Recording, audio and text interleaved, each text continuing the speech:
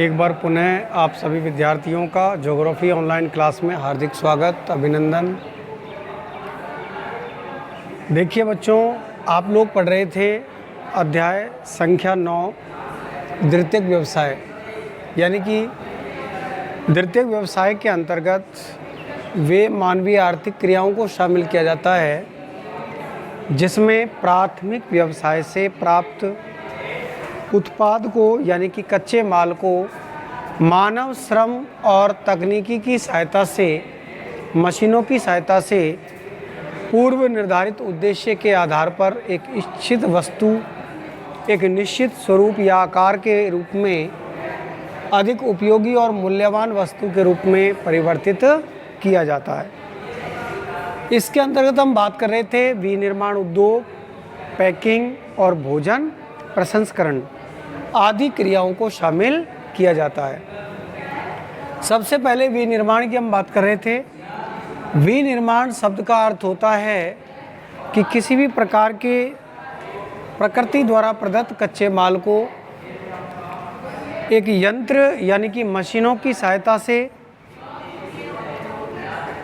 निश्चित औजारों के द्वारा इच्छित आकार, उसके स्वरूप को बदलकर उपयोगी और महत्वपूर्ण वस्तु के रूप में तैयार किया जाता है। या हम यूँ कह सकते हैं कि विनिर्माण शब्द का अर्थ होता है हाथ से बनाना, अर्थात इसमें हस्तशिल्प के अलावा मशीनों के द्वारा निर्मित वस्तुओं को भी शामिल किया जाता है। अर्थात हाथ से लेकर के इसमें जैसे लकड़ी के खिलौने बनाना है, छोटे मोटे कार्य करना है, इसके अलावा लोहे को गढ़ना है, प्लास्टिक के खिलौने बनाना है और मशीनों आदि का जो अंतरिक्ष निर्माण, वायुयान निर्माण, अंतरिक्ष यान आदि के निर्माण का कार्य भी इसके अंतर्गत शामिल किया जाता है। ये बात आप लोग पिछले वीडियो में पढ़ रहे थे। आज हम पढ़ते हैं इम्पोर्टेंट टॉपिक। कल भी हम इसके बारे में चर्चा कर रहे थे कि विनिर्माण उद्योगों को प्रभावित करने वाले कारक। जैसा कि हम जानते हैं कि उद्योग ऐसे स्थानों पर लगाए जाते हैं जहां उत्पादन लागत कम और उत्पादन अधिक हो। इसी बात को ध्यान में रखते हुए उद्योगों की स्थापना को प्रभावित करने वाले निम्न कारक हैं जिन्हें हमने एक चार्ट के द्वारा व्यक्त किया है, प्रदर्शित किया है। सबसे पहला पॉइंट इसमें आता है कच्चा माल। सेकंड पॉइंट इसमें आता है शक्ति के साधन। तीसरा पॉइंट परिवहन व संचार के साधन। चौथा पॉइंट बाजार की समीपता। छठा पॉइंट कुशल श्रमिक। अगला पॉइंट पूंजी।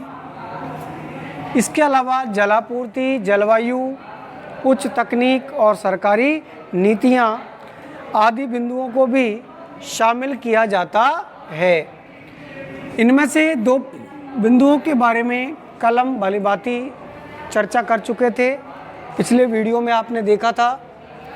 जैसा कि मैंने आपको बताया था कि उद्योगों की स्थापना को प्रभावित करने वाला कच्चा माल सबसे महत्वपूर्ण कारक है, क्योंकि किसी भी उद्योग को चलाने के लिए सबसे पहले कच्चे माल की आवश्यकता होती है। चूँकि हम जानते हैं कि उद्योग वे भौगोलिक इकाई क्षेत्र होते हैं जिनमें प्रकृति के द्वारा प्रदत्त कच्चे माल को मानव श्रम और मशीनों की सहायता से एक निश्चित आकार के रूप में, एक निश्चित स्वरूप के रूप में, इच्छित वस्तु के रूप में, अधिक उपयोगी और मूल्यवान वस्तु के रूप में बदलने का कार्य किया जाता है। जैसा कि हम जानते हैं, मैंने आपको कल के वीडियो में भी बताया था कि कच्चा माल अपेक्षाकृत सस्ता, सरल और आसानी से परिवहन योग्य होना चाहिए। दूसरी बात, हम इसमें बात कर रहे थे कि कच्चे माल को यदि हम 3 रूपों में देखते हैं, एक आपका भारी पदार्थ, भार ह्रास वाले पदार्थ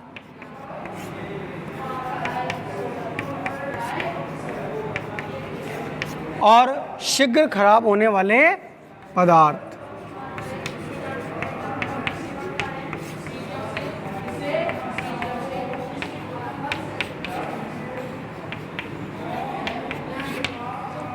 जैसा कि कल भी हम पढ़ चुके थे, एक बार पुनः हम रिपीट कर रहे हैं कि कुछ उद्योग जिनमें कच्चे माल के रूप में भारी पदार्थों का इस्तेमाल किया जाता है, अतः ऐसे उद्योगों को उन्हीं भारी पदार्थों के प्राप्ति के स्रोतों के समीप लगाया जाता है। उदाहरण के लिए जैसे भारत का लौह इस्पात उद्योग, क्योंकि लौह इस्पात उद्योग में कच्चे माल के रूप में भारी खनिज पदार्थों जैसे लोहा, अयस्क, मैग्नीज, कोयला, डोलोमाइट आदि पदार्थों का इस्तेमाल किया जाता है। ये सभी पदार्थ भारी होते हैं, इनको लाने ले जाने में भी क्या होती है, कठिनाई होती है, अधिक लागत आती है। अतः ऐसे उद्योगों की स्थापना उन्हीं क्षेत्रों के निकटवर्ती भागों में की जाती है। इसी प्रकार से हम चर्चा कर रहे थे बाहर हास वाले पदार्थों के बारे में कि कुछ उद्योग जिनमें ऐसे कच्चे माल का इस्तेमाल किया जाता है कि जिनमें समय के साथ वजन में कमी आती है। अतः ऐसे उद्योगों की जो स्थापना है वो भी उन्हीं क्षेत्रों के समीप की जाती है। जैसे मैंने आपको बताया था कि यही कारण है कि चीनी मिलों की स्थापना मुख्य तौर पर गन्ना उत्पादक क्षेत्रों में ही की जाती है, जबकि सूती वस्त्र उद्योग जो है इसमें इस प्रकार के कच्चे माल का इस्तेमाल होता है कि जिसमें समय के साथ और उत्पादन के समय वजन में कोई कमी नहीं होती है। यही वजह है कि सूती वस्त्र उद्योग का विश्व के विभिन्न भागों में विकेंद्रीकरण हुआ है। इसके बाद शीघ्र खराब होने वाले पदार्थ, इसकी हम बात कर रहे थे। जैसे आपके पनीर है, दूध है, इसके अलावा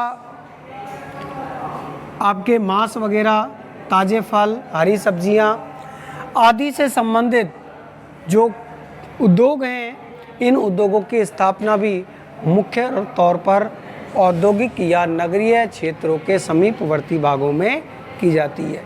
इस प्रकार से हमने देखा कि कच्चा माल किस प्रकार से उद्योगों की स्थापना को प्रभावित करता है। इसके बाद अगला सेकंड पॉइंट हम बात कर रहे थे शक्ति के साधन।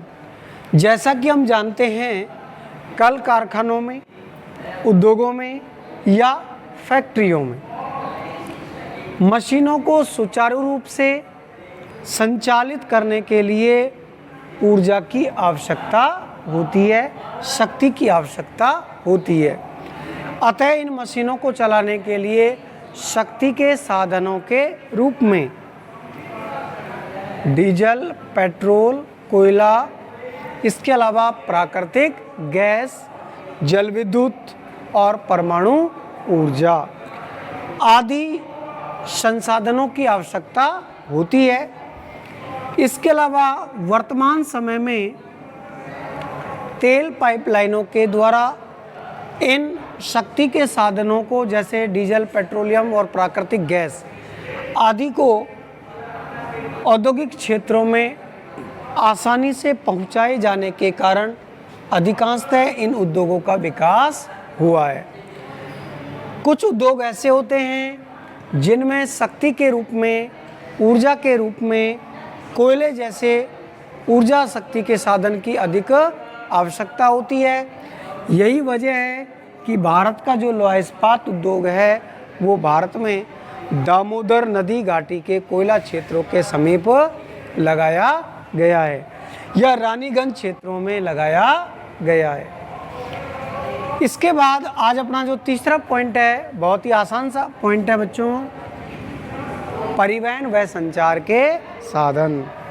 जैसा कि मैंने आपको बताया था कि परिवहन एक ऐसी विधा है जिसके द्वारा हम वस्तुओं को, पदार्थों को और अन्य उत्पादों को एक स्थान से दूसरे स्थान पर लाने और ले जाने का कार्य करते हैं। तो विभिन्न क्षेत्रों से प्राप्त कच्चे माल को, ध्यान से सुनो, विभिन्न क्षेत्रों से प्राप्त कच्चे माल को औद्योगिक क्षेत्रों में लाने और उद्योगों से तैयार माल को बाजारों में ले जाने के लिए किसकी आवश्यकता होती है?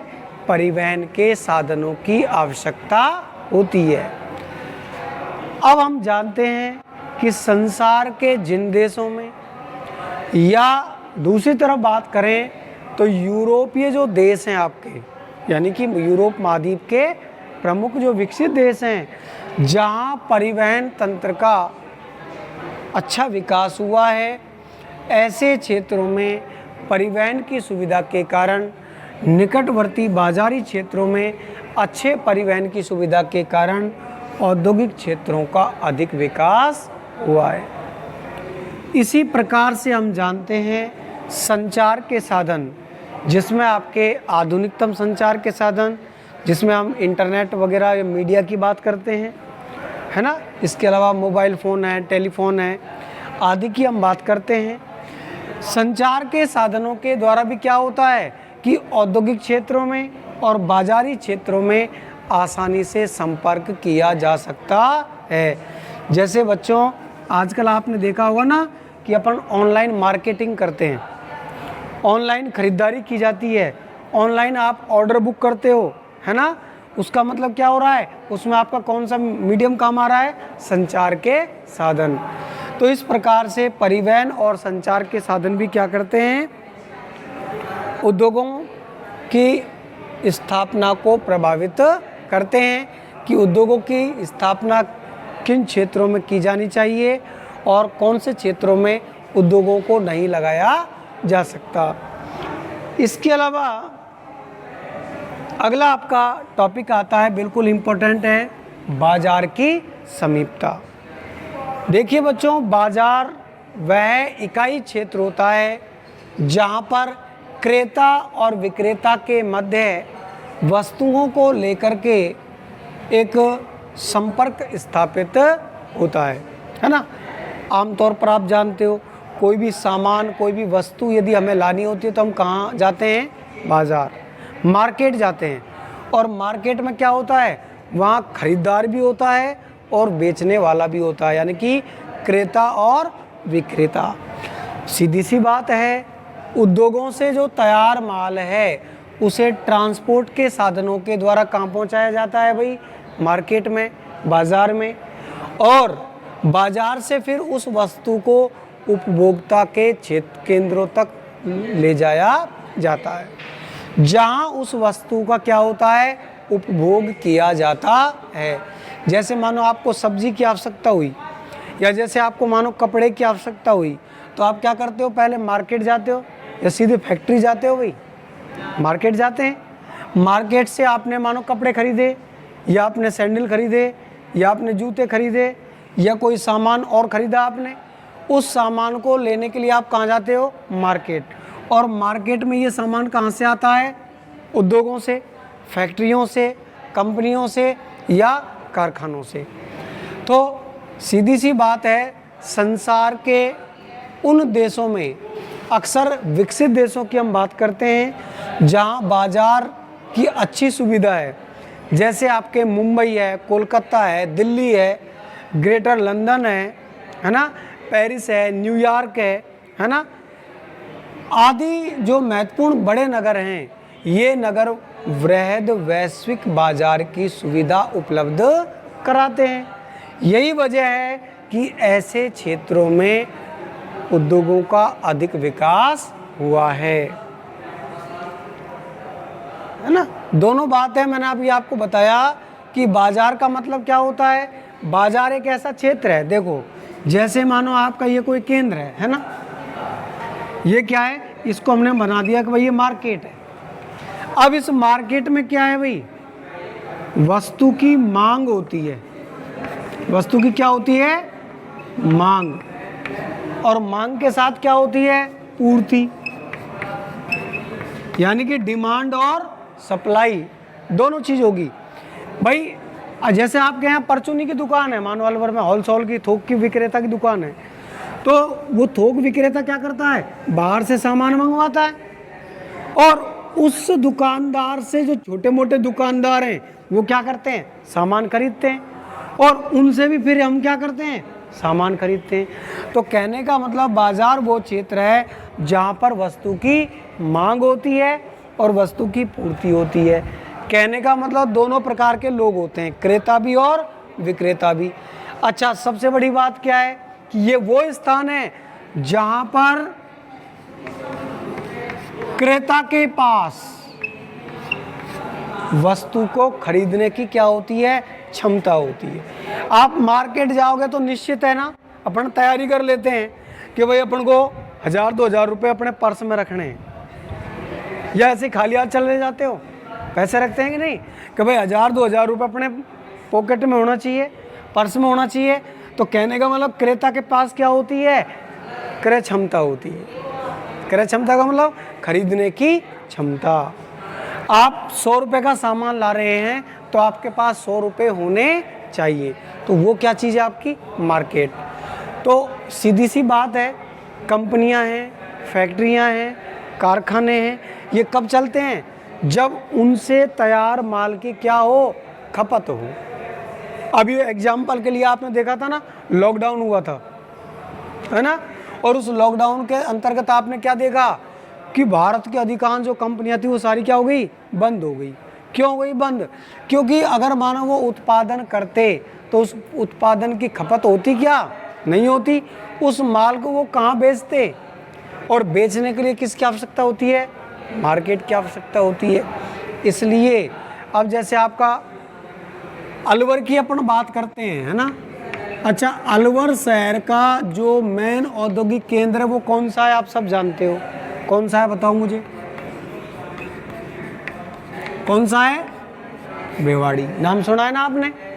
यानी कि अलवर में इतने ज़्यादा उद्योग का विकास नहीं हुआ जितने ज़्यादा कहाँ पर हुआ है, अलवर के भिवाड़ी शहर में। इसका रीज़न जानते हो क्या है, क्योंकि भिवाड़ी के आसपास क्या है, दो बड़े महानगर हैं। एक तो गुरुग्राम है जिसको अपन गुड़गांव कहते हैं, और एक आपका कौन सा है, दिल्ली। तो दिल्ली और गुड़गांव दोनों क्या हैं, बहुत बड़े महानगर हैं। और बड़े महानगर होने के कारण क्या है, इसका मतलब कि जिनकी जनसंख्या 10 लाख से ऊपर है भाई, 50 लाख तक है। और सीधी सी बात है, जहाँ जनसंख्या अधिक है वहाँ वस्तु की मांग भी अधिक होती है। यही वजह है कि आपके अलवर की बजाय भिवाड़ी शहर में औद्योगिक क्षेत्रों का अधिक विकास हुआ है। अच्छा, इसी प्रकार से जैसे आपका निमराना वगैरह। अच्छा, अब एक बात और आती है साथ साथ में, डिमांड तो है ही है, डिमांड के साथ साथ एक बात और है ना, आपका जो NH8 है ना, जो सीधे आपके दिल्ली से होते हुए और मुंबई तक जाता है, जो आपके जयपुर से होकर के निकल के जा रहा है। तो इस हाईवे रोड की वजह से क्या है, ट्रांसपोर्ट की भी अच्छी सुविधा है, परिवहन की भी क्या है, अच्छी सुविधा है। इसलिए परिवहन की सुविधा प्लस में बाजार की समीपता, ये दोनों भी क्या करते हैं, औद्योगिक क्षेत्रों को प्रभावित करते हैं। तो दोनों बात समझ में आई आपके। अब अपन थोड़ा सा आगे बढ़ते हैं। अगला टॉपिक क्या है, कुशल श्रमिक। देखिए, हालांकि अपन जानते हैं कि वर्तमान युग कैसा है, मशीनी युग है। कैसा युग है, मशीनी युग है। अर्थात वर्तमान समय में अधिकांशतः औद्योगिक क्षेत्रों में कौन सी मशीनों का इस्तेमाल हो रहा है, स्वचालित, जिसको अपन कहते हैं कंप्यूटराइज मशीन। आप तो सिर्फ एक बार बटन दबा दो, अपने आप ही चलती रहेगी। जैसे आपने आजकल देखा होगा ना, डिजिटल पेट्रोल पंप, जिसमें एक बार वो फीड कर देते हैं ऑटोमेटिक, जितने पैसे का आपको पेट्रोल डलवाना है ना, उतने पर ये मशीन क्या हो जाती है, रुक जाती है। तो ये होती है स्वचालित मशीनें। बड़े बड़े कारखानों में, फैक्ट्रियों में, कंपनियों में आपके स्वचालित मशीनें कार्य कर रही हैं, कंप्यूटराइज मशीनें काम कर रही हैं। लेकिन फिर भी कुछ उद्योग ऐसे होते हैं जहां मशीनों के अलावा किसकी आवश्यकता होती है, कुशल श्रमिकों की आवश्यकता होती है। खास तौर पर हम बात करते हैं जैसे आपका सूती वस्त्र उद्योग या रंगाई छपाई उद्योग, है ना। सूती वस्त्र उद्योग और रंगाई छपाई उद्योग दोनों प्रकार के उद्योगों में मुख्य रूप से मशीनों के अलावा आपके किसकी आवश्यकता पड़ती है? कुशल श्रमिकों की आवश्यकता पड़ती है, यानी कि अच्छे श्रमिक हों और सस्ते श्रमिक होने चाहिए। तो यही वजह है कि भारत में जो अधिकांश कारखाने हैं, भारत में अधिकांश जो औद्योगिक क्षेत्र हैं, उनका विकास किसकी वजह से हुआ है? कुशल श्रमिकों की वजह से। क्योंकि भारत देश में चीन के बाद संसार का दूसरा सबसे बड़ा देश है जनसंख्या की दृष्टि से। अधिक जनसंख्या होने के कारण यहाँ फैक्ट्रियों में आसानी से, सरलता से कुशल और सस्ते श्रमिक यानी कि मजदूर क्या हो जाते हैं? उपलब्ध हो जाते हैं। जबकि संसार के कुछ जो विकसित देश हैं, वहाँ जनसंख्या के अभाव में, कुशल श्रमिक न मिलने के कारण या श्रमिक महंगे होने के कारण उन क्षेत्रों में उद्योगों का इतना विकास नहीं हो पाया है। तो ये भी आपका एक इम्पोर्टेंट कारण है। अगला इम्पोर्टेंट कारण है आपका पूंजी। जैसा कि हम जानते हैं, कारखानों की स्थापना करने के लिए जैसे सबसे पहले अपन को कोई कंपनी लगानी है, कोई फैक्ट्री लगानी है, तो उसके लिए पहले ज़रूरत पड़ती है आपको भूमि की। और भूमि खरीदने के लिए किसकी आवश्यकता पड़ेगी? पूंजी। एक बात तो कारखाना लगाने के लिए, अच्छा कारखाना लगा दिया आपने, मकान बना दी, बिल्डिंग बना दी, हो गया कारखाना? नहीं ना। अभी आपको क्या चाहिए? मशीन। क्या चाहिए? मशीन चाहिए। और मशीनों को खरीदने के लिए भी क्या चाहिए भाई? पैसा चाहिए। इसके अलावा उन कारखानों में कौन काम करते हैं? अभी हम बात कर रहे थे, श्रमिक। ये श्रमिक फ्री में काम करते हैं क्या? नहीं, इनको क्या देना पड़ता है? वेतन, मजदूरी। तो सीधी सी बात है, कारखाना चलाने के लिए, मशीनों को चलाने के लिए, मजदूरों को वेतन देने के लिए और इनके प्रबंधन के लिए अधिक मात्रा में पूंजी की आवश्यकता होती है। यही वजह है कि विकासशील जो देश हैं, जैसे आपका भारत देश, विकासशील देश पूंजी के अभाव के कारण, पैसे की कमी के कारण मुख्य तौर पर औद्योगिकरण के क्षेत्र में क्या हैं? पिछड़े हुए हैं। जबकि विकसित देश, खासतौर से अमेरिका के देश और यूरोप महाद्वीप के देश, अधिक पूंजी के कारण, पूंजी की अच्छी व्यवस्था के कारण औद्योगिक दृष्टि से संपन्न है। इसके बाद हम बात करते हैं जलापूर्ति। देखिए बच्चों, कुछ उद्योग ऐसे होते हैं जिनमें जल की भी आवश्यकता होती है। जिन उद्योगों में या जिन क्षेत्रों में स्वच्छ जल की आसानी से आपूर्ति हो जाती है, ऐसे क्षेत्रों में अधिकांशतः उद्योगों का विकास अधिक होता है। जैसे आपका लोहा इस्पात उद्योग है, सूती वस्त्र उद्योग है, रंगाई छपाई उद्योग है, केमिकल उद्योग है ना, जितनी भी आपकी दवाई वगैरह बनती है, खाद वगैरह बनते हैं, रंगाई छपाई का जो कार्य है, इसके लिए किसकी आवश्यकता होती है? जल की। अधिक मात्रा में जल की आवश्यकता होती है। अतः जहाँ आसानी से स्वच्छ जल की आपूर्ति हो जाती है, ऐसे स्थानों पर ये उद्योग लगाए जाते हैं। इसके अलावा जैसे आपका चमड़ा उद्योग है, चमड़ा साफ करने के लिए, है ना, रंगाई छपाई उद्योग है, सूती वस्त्र उद्योग है, इनके लिए भी स्थापना कहाँ की जाती है? जहाँ स्वच्छ जल की आसानी से आपूर्ति हो जाती है। इसके बाद है आपका जलवायु। देखिए, ये भी बहुत इम्पोर्टेंट कारण है जो विनिर्माण उद्योगों की स्थापना को प्रभावित करता है।